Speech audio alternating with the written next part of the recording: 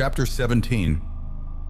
Outward once again, standing outside the mighty tower of the Council of Suns, with the light of great canopus brilliant on all about us. Jhul Din, Korus Kan, and I watched, days later, as our Andromedan allies bade us farewell. Behind us were grouped the massed thousands of the Council, with its chief, Serpent-ships, beside us, while in close ranked rows on the ground before us rested the 5,000 Andromedan ships that were all that remained of the mighty fleet of 100,000 that had come across the void to our universe. From those ships, the dozen of the Andromedan leaders were coming toward us, while in them their crews awaited the start. In the intervening days, those crews, those thousands of gaseous Andromedans, had been the recipients of the galaxy's frantic gratitude at having lifted from it the shadow of doom that had hung upon it, in all that time when the serpent creatures in the Cancer cluster had prepared to spread out in their great conquest. Sun had vied with sun, and world with world, to do the Andromedans honor, for they it was, as all in the galaxy knew, who had gathered the mighty fleet that had rushed across the void to our universe's aid. They it was who, with the galaxy's fleet, had smashed the Serpent Armada in such a battle as had never been known before. And they it was too, whose great sun-swinging ships had saved us at the last, had annihilated all the serpent hordes in their cone of doom. And if the galaxy had given to the Andromedans for their aid its highest honors, it had given no less to us and our followers who had dared cross the void to seek that aid.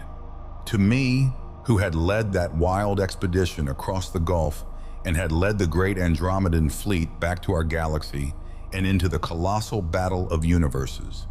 To Jhul Din, who had saved us all, and with us the galaxy's chance of life in the serpent universe.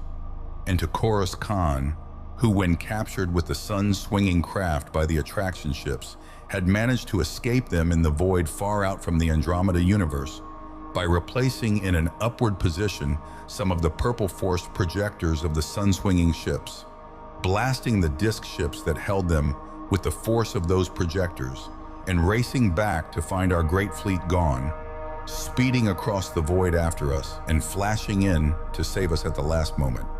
So great was the gratitude of our galaxy for what we had done that no reward had been offered, either to us or to the Andromedans. For what save our universe itself could reward those who had saved that universe? Now as the dozen Andromedan leaders came toward us there, the great council behind us and the vast throngs about us silent, they paused. Strange erect columns of misty green vapor, they poised there, contemplating us, I knew. Then Serpent-ships had reached an arm toward them, bat-winged being of Deneb, with his grasp returned by the misty arms of the gaseous beings before us.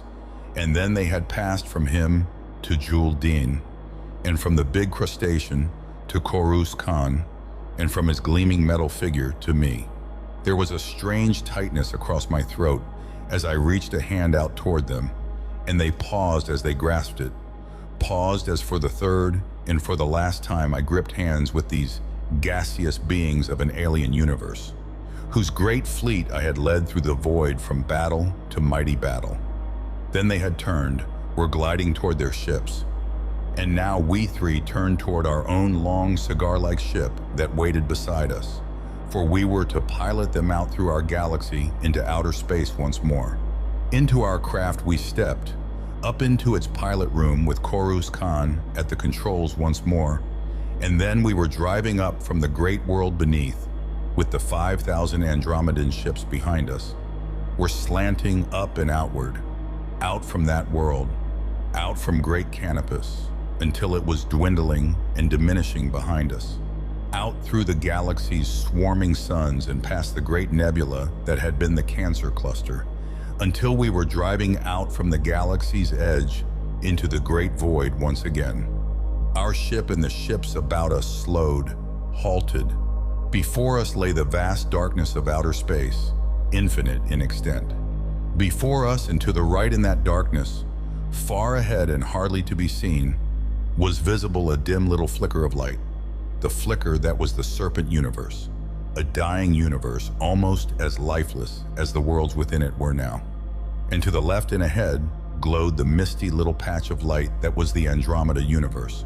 Even as our eyes caught it, the ships around us were moving toward that misty patch, outward into the gulf of space, passing from about us, their great shapes dwindling swiftly as they sped out from us toward their universe.